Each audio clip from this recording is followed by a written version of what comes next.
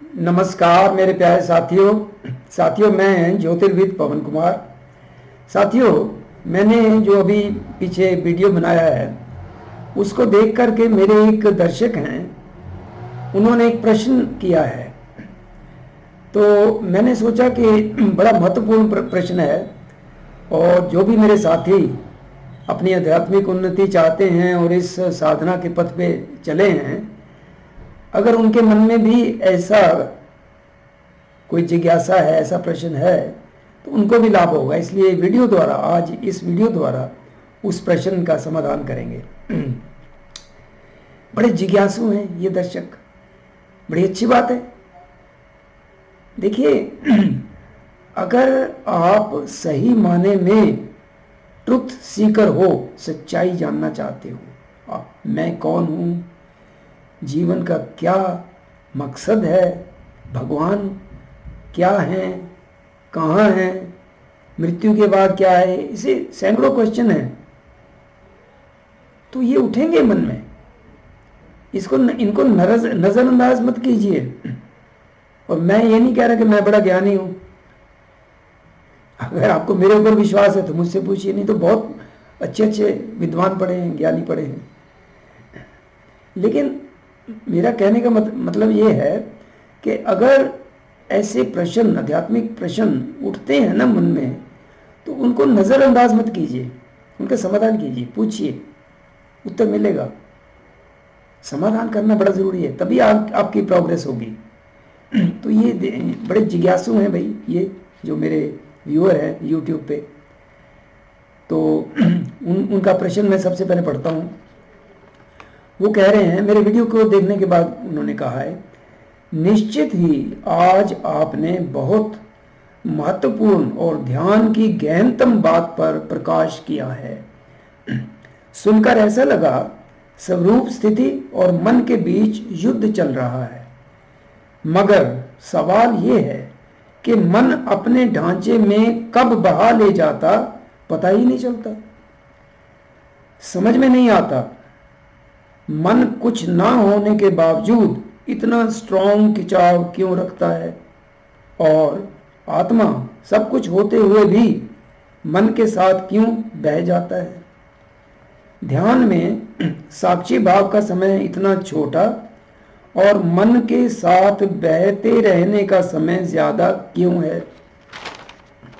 ऐसी असमंजस भरी बातें मैंने आपके सामने रखने का साहस किया है। मेरे प्रिय दर्शक, आपने जो साहस किया है ना, ये वही कर सकता है जो सच्चे माने में जिज्ञासु है और अपनी आध्यात्मिक उन्नति चाहता है। और अच्छा किया आपने पूछकर। क्यों? और फिर मैंने सोचा ये वीडियो बनाऊं, क्योंकि कईयों के मन में होगा ये प्रश्न, तो कईयों को फायदा होगा। इसलिए मैं ये वीडियो द्वारा हम इस प्रश्न का समाधान करेंगे। सबसे पहले मैं इनके प्रश्न में कुछ बातें हैं जिनको क्लैरिफाई करना, स्पष्ट करना बड़ा ज़रूरी है। क्या है? सुनकर ऐसा लगा स्वरूप स्थिति और मन के बीच युद्ध चल रहा है। यहाँ इनका मकसद जो है ना, स्वरूप स्थिति, उसका मतलब है जो हमारा सच्चा स्वरूप है, विटनेस कॉन्शियसनेस, साक्षी रूप, जो मैंने पिछले वीडियो में बताया। हम ये शरीर और मन नहीं है। जो कॉन्शियसनेस है, विटनेस कॉन्शियसनेस, यानी कि साक्षी चेतना, हम वो हैं। तो लगा कि स्वरूप स्थिति यानी कि हमारा वो जो असली जो रूप है, और मन के बीच युद्ध चल रहा है। क्या? युद्ध ही है एक किस्म से। क्यों? पता नहीं कितने जन्म बीत गए भाई, हम अपने आप को शरीर और मन मान रहे हैं। अब इस चक्कर से निकलना, तो युद्ध तो है ना एक, क्योंकि भ्रम पैदा होता है कि मन ही है भाई सब कुछ। मन के भी भाव हैं, वृत्तियां हैं, तो हम सोचते हैं मन ही मन को देख रहा है। लेकिन थोड़ा बारीकी में जाओगे तो लगता है हाँ नहीं, मन को भी देखने वाला कोई और है, वही है साक्षी चेतना है जो हमें। तो एक किस्म से युद्ध ही है। मगर सवाल ये है कि मन अपने ढांचे में कब बहा ले जाता पता ही नहीं चलता। क्यों? मन हावी है ना, बहुत हावी है, स्ट्रांग है, बल, उसमें बल है। क्यों? हमने ही अपने थिंकिंग से और कार्यों से उसको बलवान बना रखा है। भागवत गीता में, महाभारत में जो अंधा राजा कौन है? मन ही तो है ना, अंधा है, पता ही नहीं चलता, जिधर भी प्रलोभन है उनके पीछे भागता है। फिर वो कहते हैं समझ में नहीं आता मन कुछ ना होने के बावजूद इतना स्ट्रॉन्ग खिंचाव क्यों रखता है। मेरे भाई, ये मत कहिए कि मन कुछ ना होने के बावजूद, कुछ ना होना नहीं है भाई, मन बड़ा स्ट्रांग है, हावी है। कहते हैं ना माइंड ओवर मैटर। और फिर कई कहावते हैं, मन के जीते जीत है, मन के हारे हार। मन स्ट्रांग है भाई, ये मत कहिए कि मन कुछ ना होने के बावजूद, बहुत कुछ है वो, और हमने ही उसको बलिष्ठ कर रखा है, और वो अज्ञानता के कारण है। वही तो अज्ञानता दूर करनी है। और आत्मा सब कुछ होते हुए भी मन के साथ क्यों बह जाता है। देखिए यहां ध्यान दीजिए, आत्मा मन के साथ बह नहीं जाता, ये हम हैं जो आत्मा को ना मान करके मन को ही माने हुए हैं। मन ही नजरअंदाज कर रहा है आत्मा को, आत्मा मन के साथ नहीं बह रही। समझिए, ये महत्वपूर्ण है। ध्यान में साक्षी भाव का समय इतना छोटा और मन के साथ बहते रहने का समय ज्यादा क्यों है। अब यहां शायद इनका मतलब है कि ये ध्यान में ना गहरा नहीं जा पा रहे। ध्यान में आंखें बंद करके बैठना क्या इतना ही नहीं है भाई, फिर तो मन में वृत्तियां घूमेंगी। वो तो मन का स्वभाव है, ये वो कुछ ना कुछ उसमें चलता रहता है, कई जन्मों की प्रैक्टिस है ना। तो साक्षी भाव का समय इतना छोटा और मन के साथ बहते रहने का समय ज्यादा क्यों है? क्योंकि आप ध्यान सही ढंग से नहीं कर रहे। खैर, उसके अलग वीडियोस हैं, बताऊंगा और भी। ऐसी असमंजस भरी बातें मैंने आपके सामने रखने का साहस किया, बहुत अच्छा साहस किया भाई, बहुत आप दिलेर हो आध्यात्मिक सेंस में, और खूब तरक्की करोगे, ऐसा साहस अगर आप में है तो। अब आइए हम समाधान करें। मेरे साथियों, भौतिक जगत में मान लीजिए कोई व्यक्ति किसी गहरे कुएं में, किसी गहरे खड्डे में गिर गया, कुएं में गिर गया, बहुत गहरा कुआं है, एक्सीडेंटली वो उसमें गिर गया। अब वो छटपटाएगा, बाहर आना चाहेगा ना। जरूरी नहीं कि वो अपने बलबूते पे बाहर आ जाए, उसको सहायता चाहिए ना। बाहर से कोई रस्सी लटकाए, कुछ करे, कुछ भी करे, उसको सहायता चाहिए, हेल्प चाहिए। और कहते हैं ना, डूबते को तिनके का सहारा। ऐसी स्थिति में कहने का मतलब ये है कि एक छोटा सा भी हेल्प कहीं से मिल जाती है ना, वो भी बहुत होती है।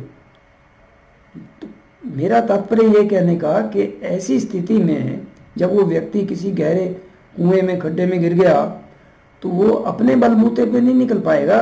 जरूरी नहीं निकल पाए, ऐसा हो भी सकता है, लेकिन उसको सहायता की जरूरत है। अब यहां देखिए, बुरा मत मानिए, मैं कुछ बातें जो लोगों की मुक्ति के लिए, लोगों के सही ज्ञान के लिए ज़रूरी है ना, अज्ञान का अंधेरा मिटाने के लिए ज़रूरी है, वो कई बार मैं बड़े बलपूर्वक, फोर्सिबली कहता हूँ। कई लोग बुरा भी मान जाते हैं, जो बुरा मानते हैं मत देखें मेरी वीडियो। मैं फोर्सिबली, बलपूर्वक क्यों कहता हूँ? क्यों? मैं चाहता हूँ कि सबका भला हो भाई। जो इस संसार में मटीरियलिज्म में उलझे पड़े हैं, मुक्ति चाहते हैं, उनको रास्ता मिले। तो मैं उस पर बल दे करके कई बातें जो ज़रूरी हैं कहता हूँ, ताकि हो सकता है आपका ध्यान उधर जाए। कई बातें रिपीट भी करता हूँ। कईयों का ये शिकायत है कि आप अपनी वीडियो में ना कई बातें बार बार कहते हो। अरे भाई, बार बार कहने से भी किसी के समझ पल्ले पड़ जाए ना तो बहुत बड़ी बात है। खैर, तो आध्यात्मिक दृष्टि से भी कई जन्मों के गलत थिंकिंग, गलत मान्यताएं और कई उलझाने वाले बुरे कर्म जो हम कर बैठे, उनके कारण आप मान लीजिए कि व्यक्ति गहरे खड्डे में गिरा हुआ है, एक गहरे कुएं में गिरा हुआ है, समझिए ना। अब उसको बाहर आना है, बाहर आएगा वही मुक्ति है। उसको सहायता चाहिए ना। अब यहां सहायता कौन करेगा? कई चीजें हैं। इस वीडियो में वही बताना चाह रहा हूं मैं आपको कि अब ऐसी स्थिति में, जो ऐसी स्थिति है, आगे नहीं बढ़ पा रहे, आध्यात्मिक उन्नति नहीं हो रही, तो उसमें क्या करना है, ये रास्ता है। इस वीडियो को देखने के बाद ना, ये जो मैंने बातें बता रहा हूं, इनको किसी डायरी में नोट कर लीजिए। वीडियो देखा, सब चीज़ें मन में ऐसे याद नहीं रहती। जो सीरियस है ना, ट्रुथ सीकर है, अपनी उन्नति चाहते हैं, वो एक डायरी में ये नोट कर लेना, सभी पॉइंट बड़े इंपॉर्टेंट हैं, फिर इनके ऊपर कार्य करना। अब हम शुरू करते हैं। पहली बात क्या है? शरीर। देखिए, शरीर का भी शांत रहना जरूरी है, नहीं तो आपका मन एकाग्र नहीं हो पाएगा, ध्यान में गहरा नहीं जा पाओगे। और ध्यान बड़ा जरूरी है। ज्ञान के साथ साथ ध्यान भी तो जरूरी है ना। ध्यान के बिना रियलाइजेशन नहीं होगी। शरीर को शांत रखना है। कोई व्याधि है, मेडिकल आपको हेल्प की ज़रूरत है, वो तो लीजिए, डॉक्टरों की लीजिए, कुछ भी कीजिए। शरीर में खान पान का ध्यान रखिए। अपनी उम्र और अपने जो डाइजेस्टिव सिस्टम है, सबका भिन्न है, उसके मुताबिक खान पान में सुधार कीजिए। खाना पचने वाला हो, उटपटांग इधर उधर का, बहुत रिफाइंड और बाहर का पिज़्ज़ा और ये वो, ठीक है कभी कभार, चलो ठीक है, पर आदत नहीं बनाइए। खाना ऐसा खाइए अपने स्वभाव, जो आपका सिस्टम है उसके मुताबिक, जो जल्दी पच जाए, हजम हो जाए। उसमें ये भी ज़रूरी है, कब्ज़ी नहीं होनी चाहिए, कॉन्स्टिपेशन, वो भी एक बहुत बड़ी बाधा है भाई। शायद आप नहीं जानते, कई चीज़ों में, एस्ट्रल ट्रैवलिंग में लॉब्संग रामपा जी ने पॉइंट आउट किया है। कब्ज़ी जो है ना, अगर आपकी कभी कभार ठीक है भाई, पेट साफ नहीं हो रहा, वो एक अलग बात है, ठीक है, उसका भी समाधान तो करना है। लेकिन कईयों को कब्ज़ी रहती है, पूरा मल निष्कासित नहीं होता शरीर से, वो ज़रूरी है, बहुत ज़रूरी है आपकी सेहत के लिए, और ख़ासकर जब आप आध्यात्मिक पथ पे चले हो। नहीं तो मन जो है ना, वो शीतल नहीं हो पाएगा, वो एकाग्र नहीं हो पाएगा इन कारणों से। तो उसकी ओर ध्यान दीजिए। मैंने एक वीडियो भी बनाया है शायद इस पर। खान पान कैसा हो, रफेज होनी चाहिए खाने में, फाइबर हो, पानी अधिक पीना इत्यादि। उसके बाद मन शांत होना बहुत ज़रूरी है। अब देखिए, 24 घंटे में आप जॉब करते हो, बिजनेसमैन हो, स्टूडेंट हो, दूसरे लोगों से भी पाला पड़ रहा है, बाहर जाते हो, कहीं नौकरी करते हो, वहाँ भी पॉलिटिक्स है, सब चीज़ें हैं। ये संभव शायद नहीं है इस जगत में रहते हुए कि 24 के 24 घंटे आपका मन बिल्कुल शांत रहे। वो हो जाए तो बहुत बढ़िया बात है भाई, लेकिन डिस्टर्बेंस बीच में होती है, मन में उथल पुथल होती है, वो टेम्परेरी होनी चाहिए, उसका समाधान होना चाहिए फटाफट। और प्राणायाम बड़ा हेल्प करता है, टेम्परेरीली भी, रेगुलर तो कीजिए प्राणायाम। कभी भी मन अशांत हो जाए तो कहीं बैठ जाइए, एक मतलब बैठ जाइए कहीं भी, बैठ करके, या खड़े होके भी कर सकते हैं, सीधे खड़े होइए, और एक लंबा सांस लीजिए। सांस हमेशा नाक द्वारा लेना है, ठीक है। लंबा सांस, गहरा, धीरे धीरे लंबा सांस, जितना फेफड़े भर सकते हैं ऑक्सीजन से भरिए, फिर बिना रोके धीरे धीरे निकालिए, ज़्यादा समय लेते हुए। 2-4 बार भी करेंगे ना, मन में स्थिरता आ जाएगी, शांत हो जाएगा। तो मन शांत होना ज़रूरी है, नहीं तो गहरे ध्यान में नहीं जा पाओगे। समझिए ना। वैसे भी आध्यात्मिक स्टडी करते हो, उसमें भी मन शांत होना तो बहुत ज़रूरी है। उसके कई तरीके हैं, समझिए। और वो नींद में भी हेल्प करेगा, समझिए ना। माइंड में उथल पुथल चल रही है रात के समय, नींद भी नहीं आती, प्राणायाम बहुत हेल्प करता है इसमें, बहुत ज़्यादा। उसके अलावा शरीर के लिए, भौतिक शरीर के लिए भी एक्सरसाइज कुछ ना कुछ, और कोई एक्सरसाइज नहीं कर सकते तो वॉकिंग, चले जाइए, घुमाइए। वॉकिंग बहुत ही बढ़िया एक्सरसाइज है, समझिए। अपनी सेहत के मुताबिक, उम्र के मुताबिक कुछ ना कुछ एक्सरसाइज ज़रूरी है, तभी खाना हजम होगा, भूख लगेगी और खाओगे। खान पान पे मैंने आपको बता दिया, ध्यान रखना बहुत ज़रूरी है।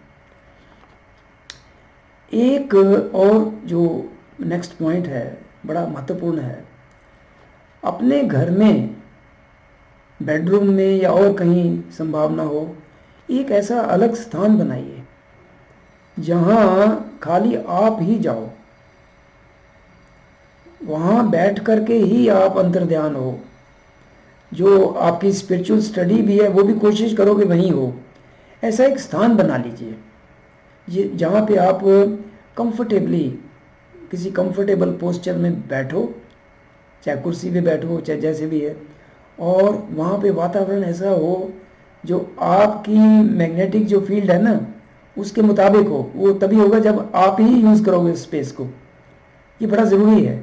इसको ऑल्टार बोलते हैं कि ऑल्टर बना लीजिए, सामने टेबल रखिए, कुछ रखिए, उस पर जो भी किसी इष्ट को मानते हैं वो रख लीजिए, ठीक है। नहीं तो ये अब वो आपकी इच्छा है, क्या रखते हो क्या नहीं रखते हो। और उसमें धूप जलाना बहुत ही फायदेमंद है। ये मैंने और भी एक वीडियो में बताया। ये खाली लॉबसंग रामपा जी ने क्लियर किया है।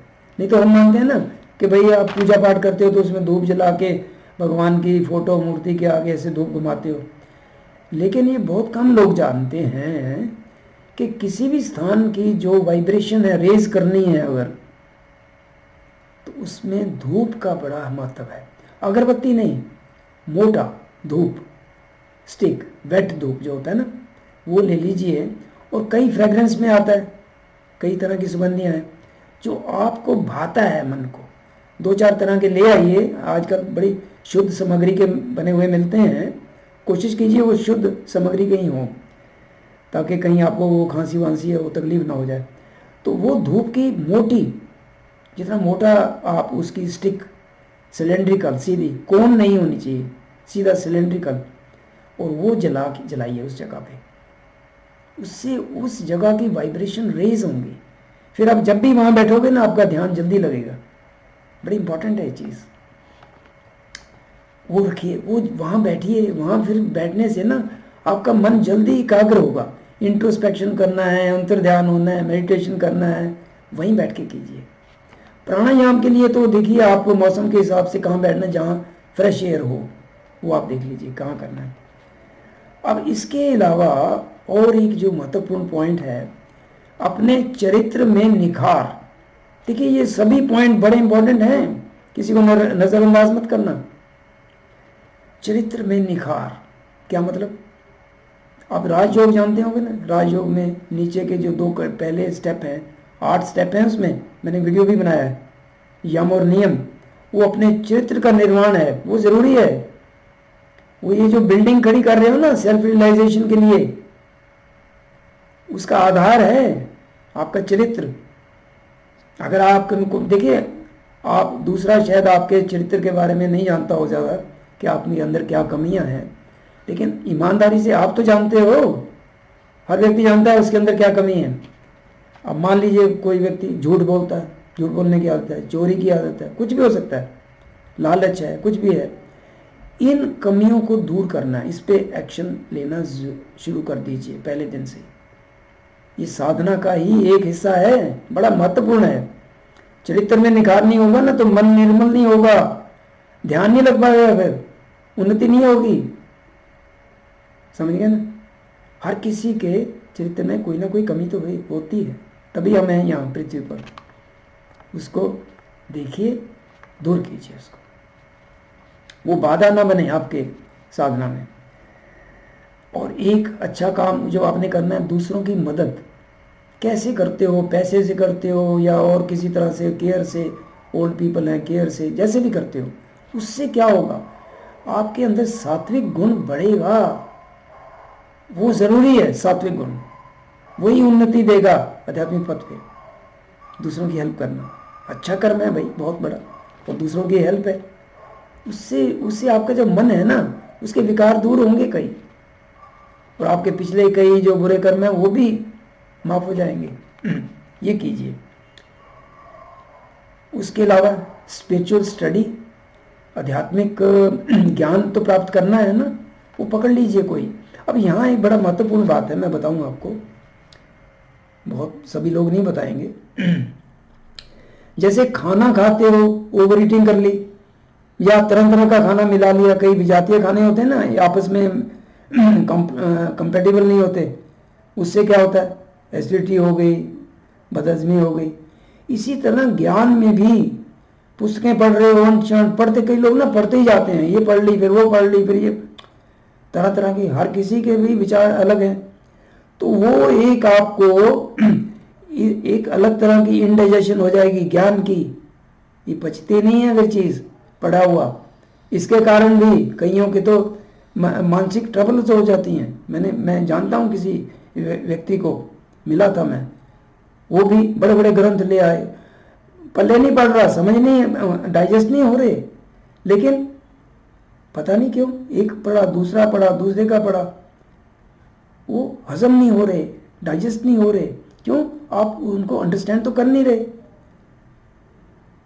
ये बात है, एक को पकड़िए, कोई एक स्क्रिप्चर है, कोई एक संत महात्मा है, उसकी टीचिंग्स, उसको पकड़िए।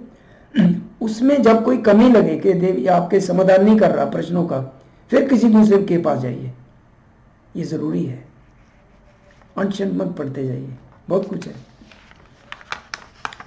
शंका समाधान, जैसे इस मेरे दर्शक ने किया, जो भी प्रश्न उठते हैं ना, प्रश्न तो उठेंगे, उनका समाधान जरूरी है। अब एक और अंत में मैं जो बात मैंने पिछले वीडियो में भी कही थी, ये प्रैक्टिस तो करनी है आपने, मेरा पिछला वीडियो देखिए ज़रूर। ये प्रैक्टिस करनी है कि आप शरीर और मन नहीं हो, उसमें मैंने जिक्र किया था ना, दृग दृश्य विवेक ग्रंथ, उसके बेस पे। अब इस चीज़ को, इस फार्मूले को आपने यूज़ करते रहना है। कैसे? जीवन में कभी भी जैसे कोई स्थिति खराब आती है, कोई तकलीफ है, शरीर में है, पेन है, सफरिंग है, कुछ है, मान लीजिए, उस समय आपने एकदम चेतन हो जाना है और याद करना है उसको, अरे नहीं भाई, आदि शंकराचार्य ने लिखा है ना उसमें कि भाई ये जो पेन हो रही है, तकलीफ हो रही है, मेरे शरीर में है, मैं तो, जो मेरा सच्चा स्वरूप है वो तो साक्षी है इसका, मैं इसका साक्षी हूँ, विटनेस हूँ। ये दूरी बनाओगे ना धीरे धीरे, और दूरी तब बनेगी जब ये याद रखोगे, बार बार इस पे मेडिटेट भी करोगे। कोई भी सिचुएशन ऐसी आती है तकलीफ की, चाहे वो शरीर में दुख है, चाहे मन में है, मानसिक तौर पे भी कई बार बंदा उलझ जाता है, डिप्रेस हो जाता है, उस समय एकदम चेतन हो जाइए, कर नहीं भाई, आदि शंकराचार्य जी ने लिखा ना उसमें दृश्य विवेक में कि मैं, भाई मेरा जो सच्चा स्वरूप है वो मन नहीं है, जैसे शरीर भी नहीं है, मन भी नहीं है, मैं तो साक्षी हूँ, इससे भिन्न हूँ। अब ये धीरे धीरे करते क्या होगा, आप पूछोगे क्या होगा, अरे यही तो चीज़, चमत्कार होगा। फिर आप उस दुख तकलीफ जो है आपके ऊपर हावी नहीं होगी, आप अलग रहोगे कि मैं देख रहा हूँ भाई, उसका इलाज करना है, ठीक है, जो भी है संभव, नहीं है तो ठीक है, वो मेरे लिए वो एक चीज़ है, ठीक है, वो अलग है भाई, मेरे अंदर नहीं है, मेरा जो सच्चा स्वरूप है वो तो दुख तकलीफ से बहुत ऊपर है भाई।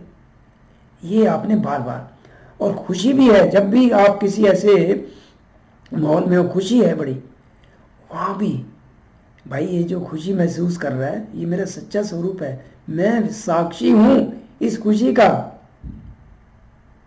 ये बड़ा महत्वपूर्ण है, इस फॉर्मूले को अप्लाई करते रहना है। तो मेरे साथियों, उम्मीद है ये जो मैंने कोशिश की है कि सभी इम्पोर्टेंट पॉइंट, इसके अलावा कुछ आप समझते हो तो आप ऐड कर लीजिए। मकसद तो यही है ना कि हम उस गहरे खड्डे से, अज्ञानता के खड्डे से जिसमें धसे पड़े हैं, कई जन्म हो गए, उसे निकलना है। उससे निकलने की जब इच्छा आपके अंदर हुई और वो तीव्र होगी ना, तभी समाधान मिलेगा, तभी इन पॉइंट्स पे आप अमल करोगे। तो उम्मीद है कि मेरे जो दर्शक जिन्होंने प्रश्न किया था उनको भी समाधान मिला होगा। नहीं मिला तो दोबारा पूछिए और पूछिए, मैं अगर समाधान कर पाऊंगा तो करूंगा, समझे। तो मेरे साथियों, इस वीडियो को देखने के लिए बहुत बहुत शुक्रिया।